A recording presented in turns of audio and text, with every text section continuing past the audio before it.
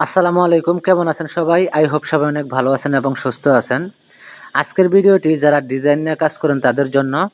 Design করার ক্ষেত্রে ছবির নিচে এরকম শ্যাডো ইফেক্ট করতে হয়। এটা কিভাবে করবেন আজকের ভিডিওতে দেখাবো। এটি পিক্সেল ল্যাবের মাধ্যমেও করা যায়, বাট এতটা স্মুথ হয় না। তাই পিক্সার্টের মাধ্যমে কিভাবে করবেন সেই প্রসেসটাই আমি দেখাবো। সো ভিডিওটি সম্পূর্ণ দেখুন। ভালো লাগলে অবশ্যই একটা লাইক দেবেন আর নিয়মিত আপডেট পেতে চ্যানেলটি সাবস্ক্রাইব করে পাশের বেল আইকনটি বাজিয়ে দেবেন। তো পিক্সার্ট অ্যাপ্লিকেশন ওপেন করার পর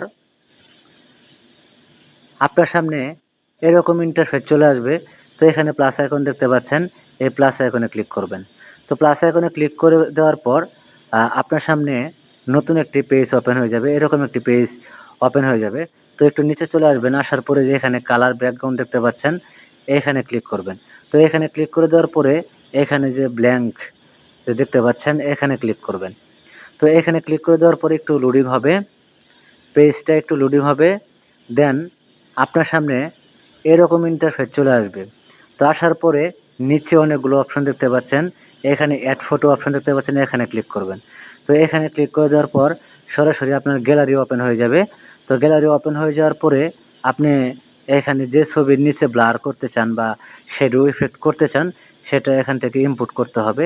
তো একটু ওয়েট করবেন, আমি একটা ছবি ইনপুট করে দেখাচ্ছি যে আপনি এটা কীভাবে করবেন।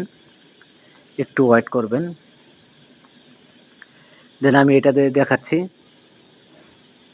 তো এটা সিলেক্ট করবেন এখান থেকে, দেন উপরে অ্যাড অপশন দেখতে পাচ্ছেন, এখানে ক্লিক করবেন। তো এখানে ক্লিক করে দেওয়ার পরে এখানে চলে আসবে।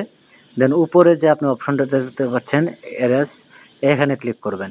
তো এখানে ক্লিক করে দেওয়ার পরে যে এখানে একটা অপশন দেখতে পাচ্ছেন, এই যে এখানে ক্লিক করবেন।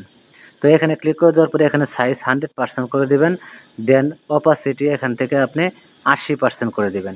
দেন এখান থেকে আপনি নিচে এভাবে আপনি এইভাবে ঘষবেন, এভাবে মুছবেন। তো যতটুকু মোছা দরকার আপনি মুছবেন, মোছার পরে এই টিক মার্কে ক্লিক করে দিবেন। দেন আবারও টিক মার্কে ক্লিক করে দিবেন।